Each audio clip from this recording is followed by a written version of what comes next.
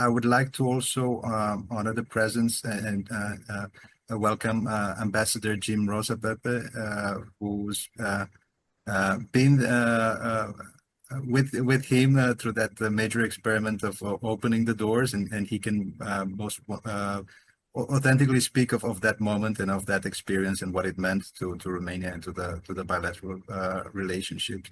Ambassador Rosapepe, please join us. Thank Thanks you. very much. Thanks for inviting me. It's an honor to be with you all again. This is a great organization, and I always enjoy being with you.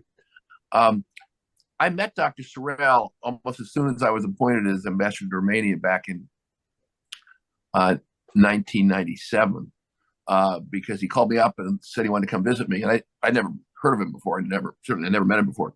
But he said he wanted to come talk to me about this idea that he had to celebrate Romania's culture at the Smithsonian Folklife Festival. And I've been to the Smithsonian Folklife Festival for many years. It's been around for decades. And it's like the World Series of folklife culture in the United States.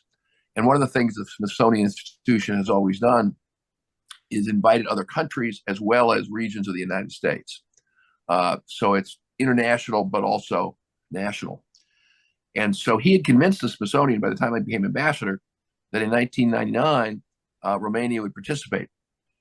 The two other regions or areas would participate would be South Africa and the state of New Hampshire.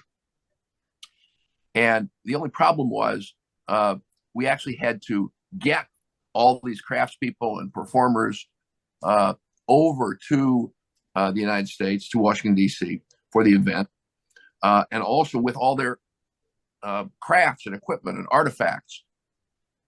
And that cost money. And the Smithsonian didn't put up the money. So we got to work, and a number of folks in the AmCham, actually, and otherwise, got to work raising the money. And then we had to literally transport a lot of people who would not otherwise get visas. I mean, these are working class people generally who would not qualify for visas. And so we had to explain to the consulate that this was an important U.S. national interest issue to have them come over, and then also to bring lots of stuff with them. And the most interesting thing, there were lots of interesting crafts, but the most interesting one was a Marmorish church, which obviously is iconic. And they disassembled the church in Romania, brought the pieces over, reassembled it on the mall. And it was the first time that a church had ever been on the National Mall. So it was historic in the American sense of the role of religion in culture, as well as obviously a very important symbol of Romanian culture. As it turned out, and this is where I saw at the time that he had a very good idea, because one of the reasons that Romania had not gotten into NATO the previous year was that Romania was not then, and frankly is not now, as well known or understood in the United States as some other Eastern European countries, simply because Poland's a bigger country. There are more Polish people in Chicago than there are in Warsaw, and so culturally, Poland, has a very big brand in the United States. And similarly, for a variety of reasons, other Central and Eastern European countries were a little more visible to Americans. And so Dr. Sorel's vision was that this was a way, very high visibility way, millions of people visit the Folklife Festival, it gets lots of attention, was a way to educate Americans about Romania. And it was very timely because it was in the period when NATO was considering expansion, Romania wanted to get in, and several other countries had already gotten in. And so it was a real contributor, I believe, to the decision several years later for NATO, with U.S. support, to invite Romania to join. Also, coincidentally, but it shows how everything's connected, the governor of New Hampshire in 1999 was Jean Shaheen. And I met her at that time for the first time. And she was there with all the folklife folks from New Hampshire.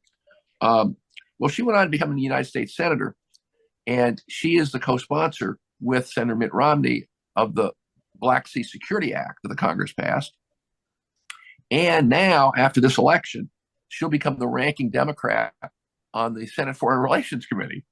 So she was there at the Folklife Festival with all the Romanians. So diplomacy and cultural diplomacy and political diplomacy go together. So I stayed in touch with Dr. Sorel over the years.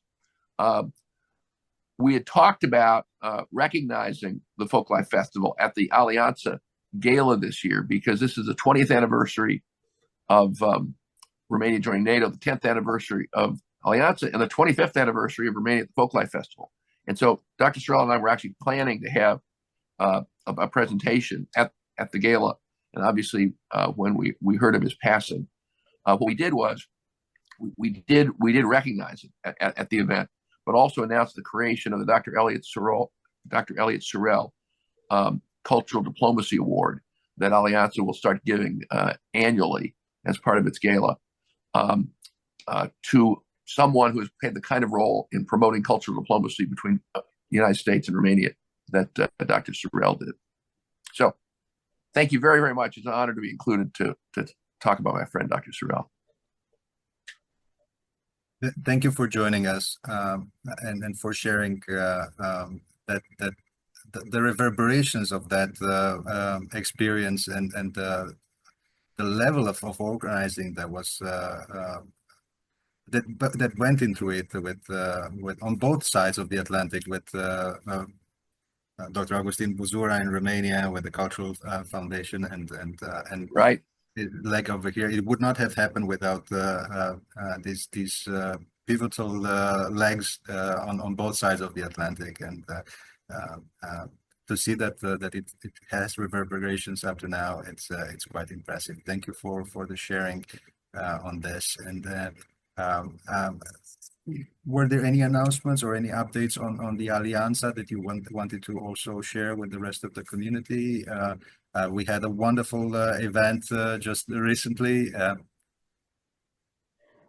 Yeah, no, we had a great gala and a summit the next day with a lot of very interesting speakers. And no, I think we're just ready for the holidays right now. But next year we'll be back. Thank you for joining us. Thank you.